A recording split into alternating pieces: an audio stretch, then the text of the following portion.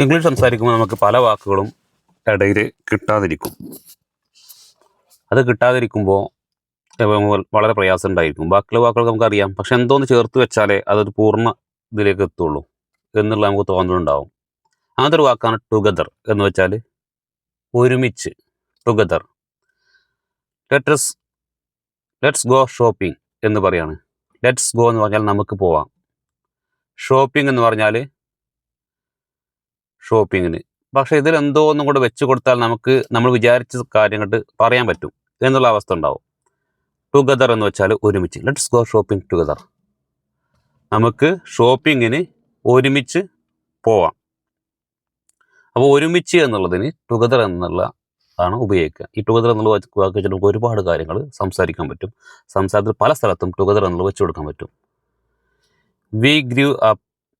ഞങ്ങൾ വളർന്നു വന്നു. ഗ്രോ അപ്പ് എന്ന് പറഞ്ഞാൽ വളരുക. ഗ്രൂ അപ്പ് വളർന്നു വന്നു. We grew up together in the same town.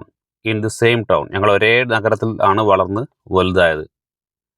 അങ്ങനെ ടുഗദർ എന്ന് വെച്ചാൽ ഒരുപാട് വാക്കുകൾ നമുക്ക് ഉപയോഗിക്കാൻ പറ്റും.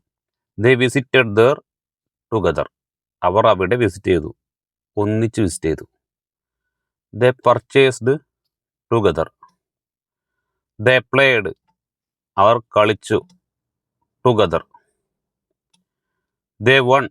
അവർ നേടി. അവർ വിജയിച്ചു. ടുഗദർ. ഒന്നിച്ച്. അപ്പോൾ ഒന്നിച്ച് എന്നുള്ളത് നമുക്ക് പല സ്ഥലങ്ങളിലും നമുക്ക് വെച്ച് കൊടുക്കാൻ പറ്റും. ടുഗദർ എന്നുള്ളതാണ്. Together. We can go together. നമുക്ക് ഒന്നിച്ച് പോയാലോ എന്നുള്ളത് നമുക്ക് സംസാരിക്കേണ്ട അവസ്ഥ വരും. അപ്പോൾ വി ക്യാൻ ഗോ ടുഗദർ എന്ന് പറയാം. അല്ലെങ്കിൽ ക്യാൻ വി ഗോ ടുഗദർ എന്താണ് അതിൻ്റെ ശരിക്കും? Can we go together? നമുക്ക് ഒന്നിച്ച് പോകാൻ പറ്റുമോ? അതിൽ വി ക്യാൻ ഗോ ടുഗദർ നമുക്കത് സ്ലാങ്ങിൽ വെച്ചിട്ട് നമുക്കത് ഒന്നിച്ച് പോയിക്കൂടെ എന്നുള്ളതാക്കി തീർക്കാം. We can go together. നമുക്ക് ഒന്നിച്ച് പോവാം.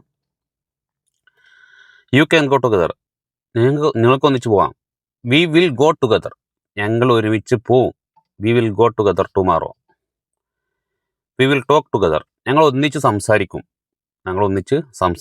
ഇങ്ങനെ ടുഗദർ വെച്ചിട്ട് നമുക്ക് പല വാക്കുകൾ നമുക്ക് ഉണ്ടാക്കാൻ പറ്റും.